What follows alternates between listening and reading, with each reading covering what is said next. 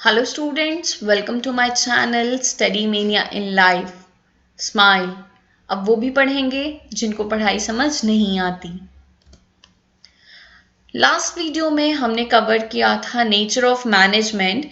ठीक है, आज जो है हम उसी के रिगार्डिंग क्वेश्चन सॉल्व करने जा रहे हैं। ठीक है, ये हमारा पार्ट 5 है। Part 5 was related to nature of management and आज जो है हम उससे रिलेटेड क्वेश्चन सॉल्व करेंगे। Question number 1, management is art, science, art and science both, none of these। सीधी सी बात है, हमने जो है पढ़ा था डेट मैनेजमेंट इज इनएग्जैक्ट और सोशल साइंस। तो साइंस तो है ना, एंड आर्ट तो पूरा पूरा वो है, तो हमारा आंसर क्या होगा? Art and science both. Question number 2, which of the following is not a characteristic of science. ठीक है, इसमें से कौन सा जो है साइंस का फीचर नहीं है, साइंस का कैरेक्टरिस्टिक नहीं है? Point number A, based on practice and creativity. B, based on experiments and observations. C, based on facts and logics. D, all of the above. तो यहाँ पर अगर आप ध्यान से देखोगे तो ऑप्शन नंबर ए जो based on practice and creativity है, ये हमने लास्ट वीडियो में पढ़ा था कि ये जो है आर्ट का फीचर है, लेकिन एक्सपेरिमेंट, ऑब्जर्वेशंस, फैक्ट्स, लॉजिक्स ये सब हमने साइंस में पढ़ रखा है। तो इसमें जो है पूछा गया है कौन सा साइंस से रिलेटेड नहीं है, तो हमारा आंसर क्या होगा? Option number A, that based on practice and creativity, क्योंकि ये जो है हमारा आर्ट का फीचर है। Question number 3, which of the following characteristics of science is not applicable to management. तो हमने पढ़ा था लास्ट वीडियो में कि 3 फीचर में से कोई एक फीचर है जो हमारा मैनेजमेंट का पार्ट नहीं है। ठीक है, well defined body of knowledge, ये तो साइंस में जो है, साइंस में भी है एंड मैनेजमेंट में भी है। सेकंड, यूनिवर्सली एप्लीकेबल प्रिंसिपल्स, तो ये फीचर जो है ये साइंस में तो है लेकिन मैनेजमेंट में ये प्रेजेंट नहीं है। Next point is based on experiments, तो एक्सपेरिमेंट ये भी जो है पार्शियली प्रेजेंट है मैनेजमेंट में, पूरा तो नहीं है लेकिन पार्शियली ये प्रेजेंट है। And option number 4 is all of the above. तो हमारा आंसर क्या होना चाहिए? Option number B, universally applicable principles. Question number 4, which of the following characteristics of profession is present in management.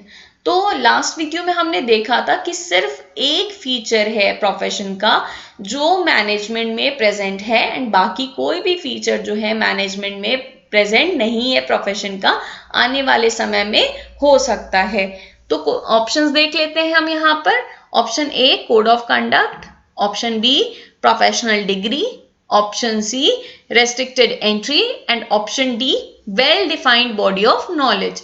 तो इसका करेक्ट आंसर होगा option D, well defined body of knowledge.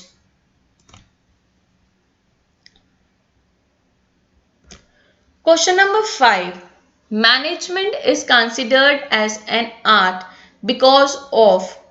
Option A, existence of theoretical knowledge. Option B, personalized application. Option C, based on practice and creativity. And option D, all of these। तो इसमें जो है ये 3 जो ऊपर mentioned है A, B, C, ये तीनों जो ही ये आर्ट एंड मैनेजमेंट दोनों में ही प्रेजेंट हैं। तो इसका आंसर क्या होगा? All of these. Question number 6, identify the nature of management when it is practiced as personalized application of existing knowledge to achieve desired result। तो यहाँ पे अगर हम personalized application की बात करते हैं तो कौन सा nature of management होना चाहिए? Option, management is a science, management is an art, management is a profession, none of the above। So the correct answer is management is an art। Personalized application ये हमने जो है art का second feature पढ़ा था। Question number 7. Mr. Bhatia wants to do MBA before joining his family business. What does this show the nature of management? तो हमने पढ़ा है कि ये प्रोफेशन MBA जो है ये this is related to profession, right? तो यहाँ पे मैनेजमेंट इज अ साइंस, तो हमारा आंसर होगा नहीं, आर्ट भी नहीं होगा, प्रोफेशन या फिर ऑप्शन डी, सी और डी हम देखते हैं। ऑप्शन नंबर सी में क्या बोल रहा है, मैनेजमेंट इज अ प्रोफेशन, तो ये तो हमारा ऑप्शन ही गलत है क्योंकि मैनेजमेंट जो है प्रोफेशन नहीं है। ठीक है, यहाँ पे ऑप्शन नंबर डी देखो, management is on the path of becoming a profession, ये सही है। ठीक है, जैसे हमने बोला management is an exact science, तो ये सही है। मैनेजमेंट इज एन आर्ट, सही है। मैनेजमेंट इज अ प्रोफेशन, ये तो गलत है ना।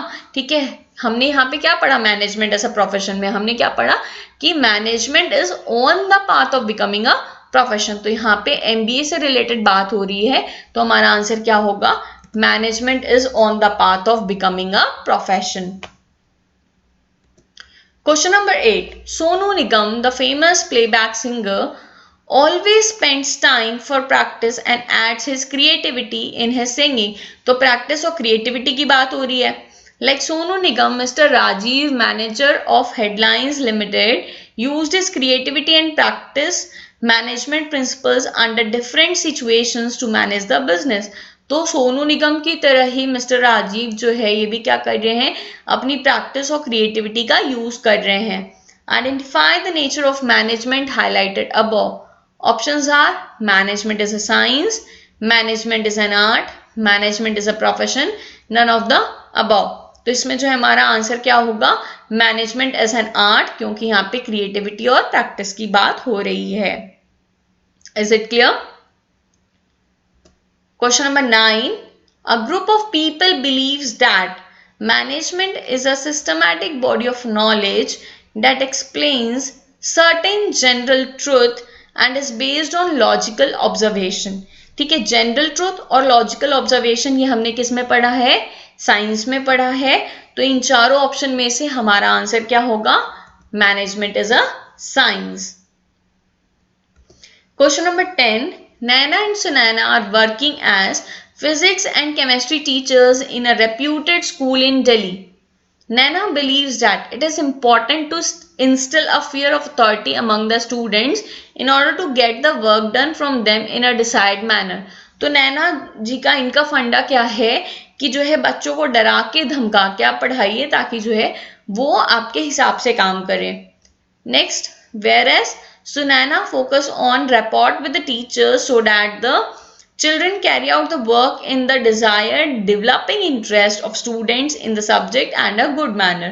तो सुनैना जी का इनका फंडा क्या है कि आप जो है सब्जेक्ट में इंटरेस्ट क्रिएट करो, बच्चे जो है खुद पढ़ेंगे। Identify the nature of management being highlighted above. तो नैना एंड सुनैना इन दोनों का काम करने का तरीका अलग है। काम तो दोनों एक ही चीज कर रही है लेकिन काम करने का तरीका अलग है, तो इसका आंसर क्या होगा, management is an art. Question number 11. The principle of equity was evolved on the basis of the observation that discrimination of any kind among two employees at the same level may lead to job dissatisfaction. अगर जो है हम भेदभाव करेंगे तो इसकी वजह से क्या होगा कि दो एम्प्लॉइज के बीच में डिससेटिस्फैक्शन हो सकता है। Moreover, the principle was tested through repeated experimentation. तो अब आप ध्यान रखना, repeated experimentation हमने किस में पढ़ा है, in order to certify this authenticity. Identify the nature of management being highlighted in the given case.